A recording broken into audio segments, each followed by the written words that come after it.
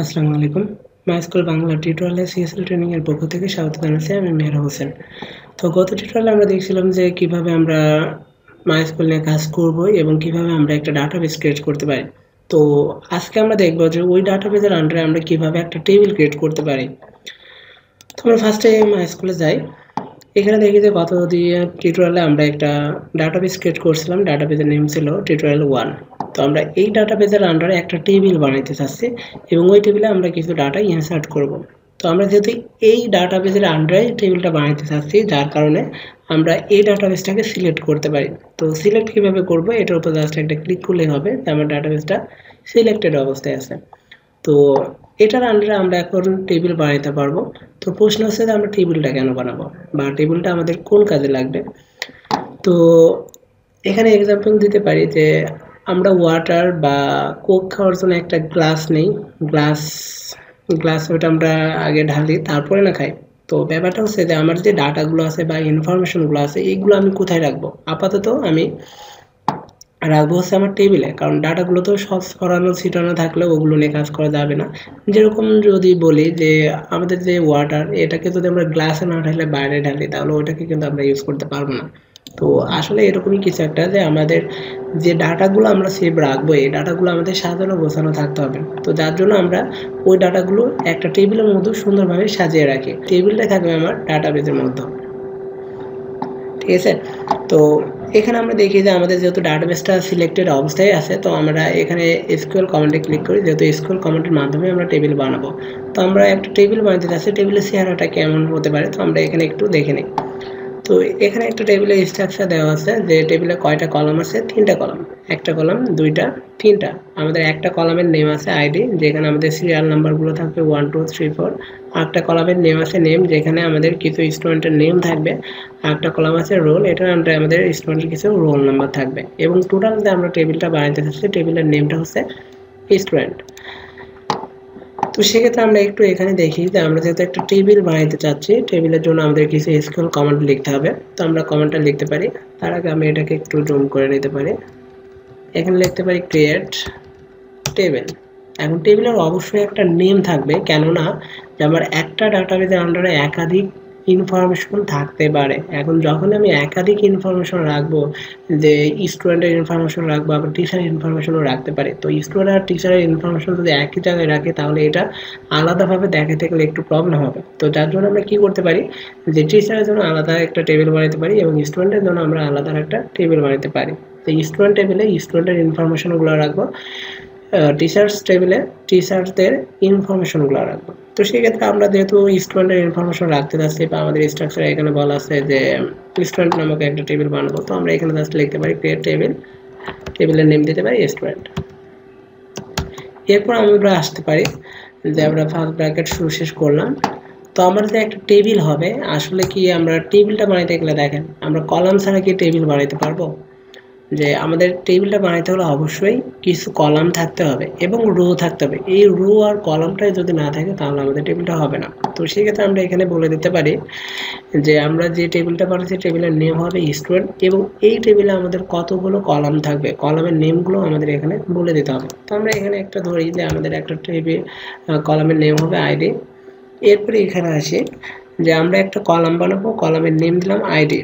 এরপর আমাদের মোটামুটি ডেটা টাইপ নিয়ে কাজ করতে হবে, যে আমাদের যে একটা কলাম আছে আইডি নামক একটা কলাম হবে, এই কলামের মধ্যে আমি কোন ধরনের ডেটা ইনসার্ট করব, যে আমি কি সংখ্যা রাখবো আর না এরকম টেক্সট রাখবো। তো এটাকে আমরা টেক্সট বলি না, যদিও এটাকে আমরা স্ট্রিং বলে থাকি। তো সেক্ষেত্রে দেখেন যে আমরা যেহেতু সংখ্যাগুলো রাখতে চাচ্ছি, কোন সংখ্যা, পূর্ণ সংখ্যা, যে 1 2 3 এই সিরিয়ালে এই সংখ্যাগুলো যেহেতু আমরা রাখতে চাচ্ছি, তো সেই ক্ষেত্রে আমরা এখানে ডেটা টাইপ দিতে পারি ইন্ট, মানে ইন্টিজার ডেটা টাইপ। এরপর আমরা একটা স্পেস দিই। এরপরে এখানে আসতে পারি যে এখানে আরও কিছু বিষয় আছে, যে আমি যেই আইডিগুলা বা সিরিয়াল নাম্বারগুলো দিচ্ছি এগুলোকে আমি ইনসার্ট করব না অটোমেটিক নেবে। তো যেহেতু আমরা নেম আর রোলটাই দিব, আইডিটা কখনো দিব না বা সিরিয়াল নাম্বারটা দিব না, তো সেই ক্ষেত্রে আমরা এখানে জাস্ট একটা কমেন্ট লিখে দিতে পারি যে অটো ইনক্রিমেন্ট, যে ওই কলামের যে ভ্যালুগুলো হবে, এই কলামের যে ভ্যালুগুলো হবে সেই ভ্যালুগুলো অটোমেটিক নেবে, আমাকে কোনো কিছু দেওয়া লাগবে না। তো সেই ক্ষেত্রে আমরা এখানে দিয়ে দিলাম অটো ইনক্রিমেন্ট।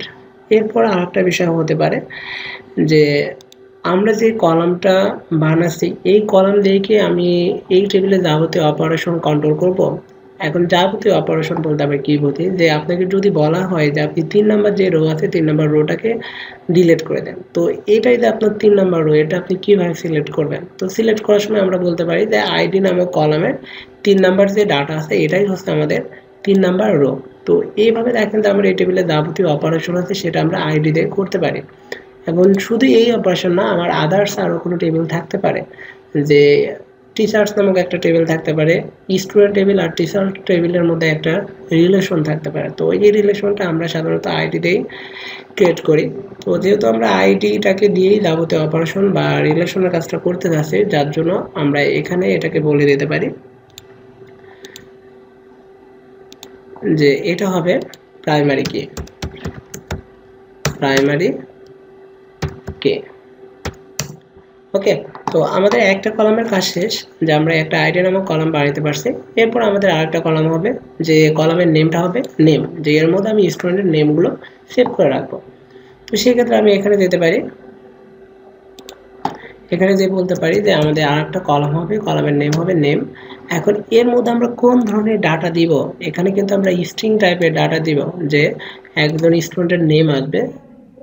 তবে সেই ক্ষেত্রে আমরা কি করতে পারি, যে আমাদের যদি ওখানে একটা নেম আসে, তো এখানে তো আর আমরা ইন্ট দিতে পারবো না, কারণ যদি ইন্টিজার ডেটা টাইপ দিই তাহলে এই কলামের মধ্যে আমি শুধু সংখ্যায় ইনসার্ট করতে পারবো, কিন্তু আসলে তো আমি এই কলামে সংখ্যা ইনসার্ট করব না, আমি ইনসার্ট করব টেক্সট অথবা স্ট্রিং। তো সেই ক্ষেত্রে আমি একটা কাজ করতে পারি, যে এখানে ডাটা টাইপ হিসাবে আমি দুটা জিনিস ইউজ করতে পারি, একটা হচ্ছে টেক্সট দিতে পারি আর একটা var ক্যারেক্টার। তো আমি টেক্সটটা দিলাম না, এখন টেক্সটটা কেন দেব না, এটা সুবিধা অসুবিধা এটা আর কি এই টিউটোরিয়ালে আমি ডিটেলসটা বলতে চাচ্ছি না, কারণ টিউটোরিয়ালটা এমনি অনেক বড় হয়ে যাবে। তো সেক্ষেত্রে আমি এখানে দিতে পারি var ক্যারেক্টার। তো এখানে আমাদের var ক্যারেক্টারটা টোটাল লেখা লাগবে না, আমরা শুধু var csar এতটুকুই দিতে পারি। তো এখানে আমি দিলাম var ক্যারেক্টার। দেওয়ার পর আমাকে বলতে হবে যে আমি যে এই সেলের মধ্যে যে একটা ডাটা ইনসার্ট দেবে এটা সর্বোচ্চ কত ক্যারেক্টার হতে পারবে, মানে আমাকে এখানে একটা ম্যাক্সিমাম সাইজ দিতে হবে। তো আমি যদি এখানে ম্যাক্সিমাম সাইজ দিয়ে দিই 200, তার মানে ওই সেলের মধ্যে আমি সর্বোচ্চ 200 ক্যারেক্টারে একটা নেম অথবা একটা ডাটা ইনসার্ট করতে পারবো।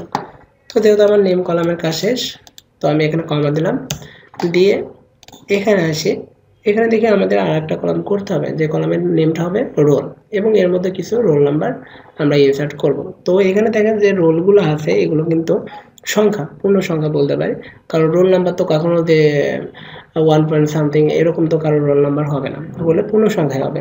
তো সেই ক্ষেত্রে আমরা একটা কাজ করতে পারি, এখানে বলতে পারি যে আমাদের আর একটা কলামের নেম হবে রোল, আর ডেটা টাইপ হিসেবে এখানে দিয়ে দিতে পারি, কেননা যে আমাদের এখানে সবগুলো আমরা পূর্ণ সংখ্যায় রাখবো, যে ইন্টিজার টাইপের সংখ্যাগুলো আমরা এখানে ইনসার্ট করব। তো এই হচ্ছে আমার এসকিউএল কমান্ড, যে এই কমান্ডটাকে যদি আমি এক্সিকিউট করাই তাহলে আমার একটা টেবিল ক্রিয়েট হবে। তো আমি এখানে যদি গো বাটনে ক্লিক করি তাহলে দেখবো যে হ্যাঁ একটা টেবিল ক্রিয়েট হয়েছে। তো আসলে টেবিলটা ক্রিয়েট হয়েছে কিনা এটা যদি আমরা দেখতে চাই তাহলে আমরা একটু ডাটাবেসে ক্লিক করি। এখানে গেলে দেখবো যে আমাদের একটা টেবিল ক্রিয়েট হয়েছে, টেবিলের নেম হচ্ছে স্টুডেন্ট। এখন যদিও আমরা টেবিলে কোনো ডাটা ইনসার্ট করে নাই, তো আমরা এটার উপর ক্লিক করে টেবিলের স্ট্রাকচারটা দেখতে পারবো। এখানে স্ট্রাকচারে ক্লিক করলে আমার টেবিলের স্ট্রাকচারটা দেখাবে, যে আমাদের টেবিলের 3টা কলাম ছিল, একটা ছিল আইডি, এটা ডেটা টাইপ ছিল ইন্টিজার, আর একটা কলাম ছিল নেম, এটা ডেটা টাইপ ছিল var ক্যারেক্টার, আর একটা কলাম ছিল রোল, এটা ডেটা টাইপ ছিল ইন্টিজার। তো আইডিটাকে আমরা এখানে অটো ইনক্রিমেন্ট করে দিছি, এবং এখানে দেখেন একটা সিম্বল আছে, এই সিম্বলটা আসার কারণ হচ্ছে যে এটাকে আমি প্রাইমারি কি ডিক্লেয়ার করছি। তো যাই হচ্ছে এটা হচ্ছে আমাদের একটা টেবিল। তো আসলে আমরা টেবিলের মতো দেখতে পারতেছি না, এর জন্যই, কারণ আমরা শুধু টেবিলটা বানিয়েছি, টেবিলের মতো কোনো ডাটা ইনসার্ট করিনি। তো আমরা যদি টেবিলের মতো ডাটা ইনসার্ট করতাম তাহলে আমরা বাস্তবে যেরকম টেবিল দেখি এরকম টেবিলই দেখতে পারতাম। তো যাই হোক, এই টিউটোরিয়ালে আমরা টেবিল কিভাবে বানাইতে হয় এটা শিখলাম। তো নেক্সট টিউটোরিয়ালের জন্য স্বাগত জানিয়ে শেষ করছি। আল্লাহ হাফেজ।